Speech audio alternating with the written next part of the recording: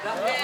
Oke, mungkin Dokter Mufid sama Dokter Reza dan Bang Birin, gimana tadi sudah memberikan kesaksian di persidangan? Mungkin ada apa yang dirasa? Mungkin tadi ada sempat marahnya atau kesulitan juga tadi. Saya menjelaskan dulu. Pertama-tama, Assalamualaikum warahmatullahi wabarakatuh. Saya ucapkan terima kasih kepada Yang Mulia Majelis Hakim, kepada Ibu Jaksa Penuntut Umum dan Bapak Jaksa Penuntut Umum, kemudian pada hadirin yang hadir, yang tertib hari ini, dan juga teman-teman yang sudah support ya. Kenapa? Lanjut, oke. Hari ini rasanya sangat amat lega. Kenapa lega? Karena selama ini saya tidak boleh mengatakan yang berurusan dengan perkara, karena lawyer saya, Bang Biring, sangat amat hebat, sangat amat bisa mengcover saya agar saya tidak berteriak-teriak di media sosial, tidak berteriak-teriak di preskon, karena kita menghormati proses hukum. Walaupun dikasih stigmanya pelangap-pelongo, Betul. ya, walaupun seperti itu dibiarkan saja. Ya, karena kami sangat mempercayai proses hukum, kami sangat menghormati proses hukum, dan kebetulan saya mendapatkan lawyer juga yang satu visi misi yang hebat juga. Seperti itu. Soal keterlibatan Dr. Oki, gimana misalkan selalu disebutkan di dalam saksi itu disebutkan terus Dr. Oki. Betul, karena memang kenyataannya begitu. Dr. Oki Pratama selalu menyuruh saya melakukan untuk menghubungi terdakwa Ismail Marzuki untuk bertemu dengan Nikita Mirzani dan menyumpal mulut Nikita Mirzani dengan uang. Tapi dok, selama persidangan ini ada komunikasi sama Dr. Oki kan? Tidak ada sama sekali. Apakah putus setelah mungkin ada yang kasus seperti ini atau seperti apa? Iya, sudah terputus sejak ada kasus ini dan saya juga sudah unfollow Instagramnya.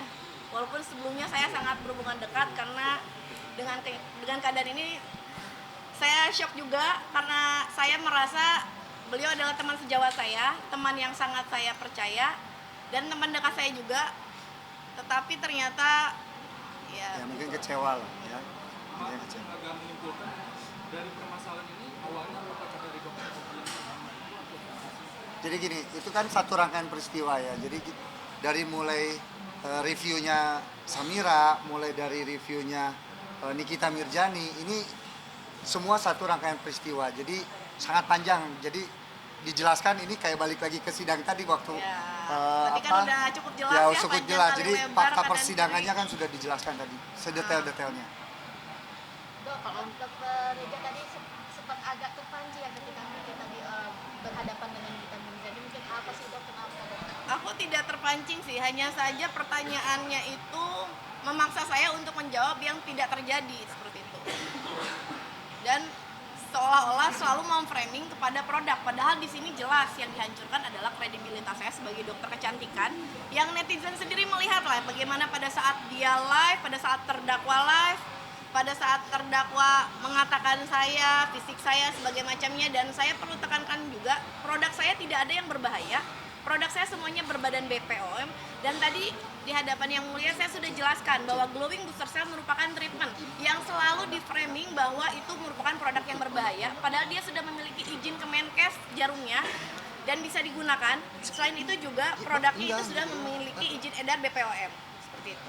Oke dok, mungkin dulu banyak yang menyimpulkan ini masalah pribadi, bukan masalah perihal skincare ataupun skincare. Ini gimana dok? Memang bukan masalah skincare, tidak ada sangkut pautnya dengan skincare, hanya saja terdakwa selalu memframing seolah-olah skincare saya berbahaya, yang itu menjadi alasan terdakwa melakukan hal buruk kepada saya. Padahal yang terjadi sebenarnya adalah yang tadi saya jelaskan di kesaksian pada saat di majelis hakim. Jadi sebenarnya saya perjelas ya, pemerasan ini tidak ada korelasinya dengan mafia skincare.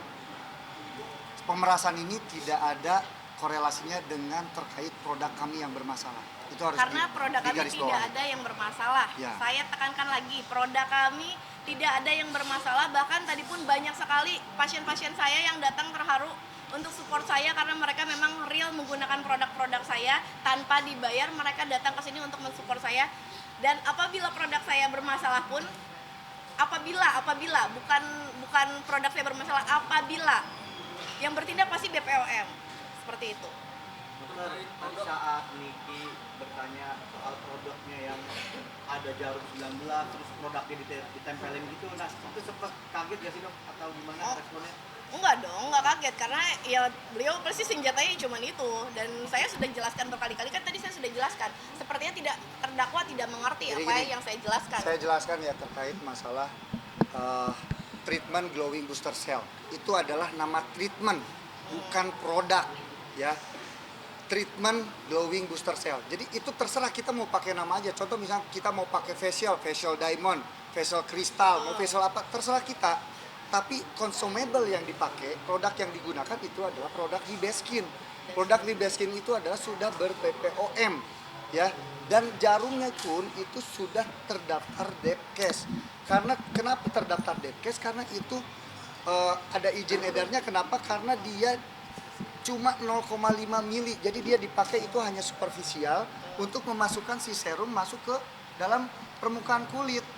Jadi itu tidak jauh beda dengan kita pakai pengobatan diabetes, insulin.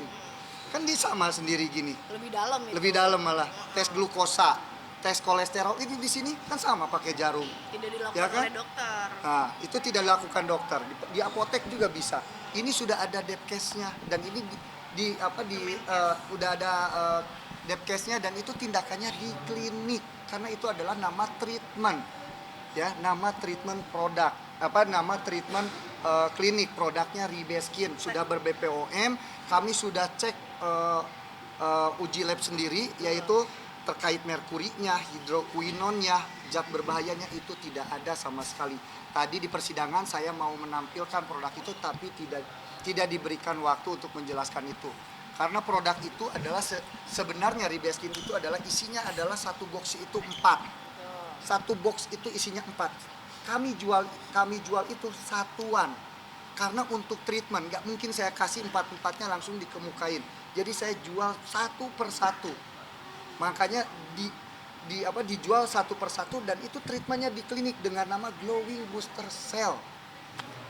Jadi tidak ada masalah di sini. Nah, ini kebetulan nih ada bukti-buktinya sedikit ya, saya memberikan review bahwa.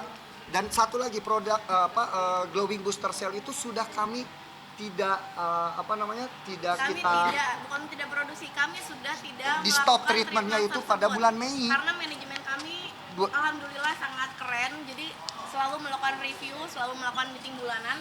Apabila ada treatment yang kurang maksimal, maka akan kita ganti dengan treatment yang lainnya. Ini Seperti pakai itu. voucher ya, ini Betul. pakai voucher. Ini hasil labnya, Maksudnya peminatnya. hasil labnya semua ada di sini. Hasil labnya semua ada di mana ya?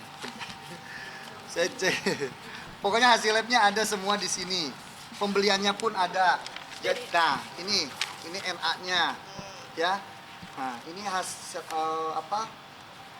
NA-nya. Ini hasil labnya. Nih, Tidak untuk mengandung merkuri. hidroquinon, logam ya, merkuri sorry. Ini tidak ada. Jadi udah negatif semua. Jangan bilang produk kita itu berbahaya. Ya, nih uji kandungan beta-metason pun tidak ada. Di sini uji kandungan dexamethasone pun tidak ada. Ini alat jarumnya udah ada Izin Kemenkes. izin Kemenkesnya. Dan itu adalah produknya produk Libeskin. Dan itu sudah saya tidak jual lagi di bulan Mei 2024 treatmentnya itu di klinik ya. Jadi kalau misalkan direview lagi setelah saya pelaporan di tanggal 3 Desember 2024, kalian pikir sendiri ya kenapa, tujuannya apa. Kalau kalian pintar udah tahu berarti tujuan dia itu untuk apa. Dan di sini saya jelaskan juga kami memiliki standar operasional prosedur. Jadi treatment glowing booster cell ini ada standar operasionalnya. Dan di price list treatment pun ada namanya treatment glowing booster cell di sini. Ya. Kemudian selain itu di sini saya memiliki tadi yang akan Data saya penjualan. tunjukkan di hadapan yang mulia kan, tetapi tidak ada waktunya. Di sini ada before after pasien yang melakukan glowing booster cell di cabang Lampung, di cabang Jakarta, di beberapa cabang, karena pasien kami yang melakukan membeli treatment glowing booster cell tersebut mengetahui mereka harus ke cabang mana. Ini seperti ini before after contoh-contoh pasien yang sudah melakukan treatmentnya. Jadi tidak ada korelasinya kasus saya dengan mafia skincare, apalagi produk saya yang berbahaya. Tapi kalau misalkan masih kalau misalkan masih mereview ya, masih mereview sedangkan produk kami ini sudah sudah tidak ada lagi treatmentnya di klinik ya, sudah tidak ada lagi treatmentnya di klinik, ya berarti tujuannya apa? Jadi tujuannya apa? Jadi itu kalian pikir sendirilah.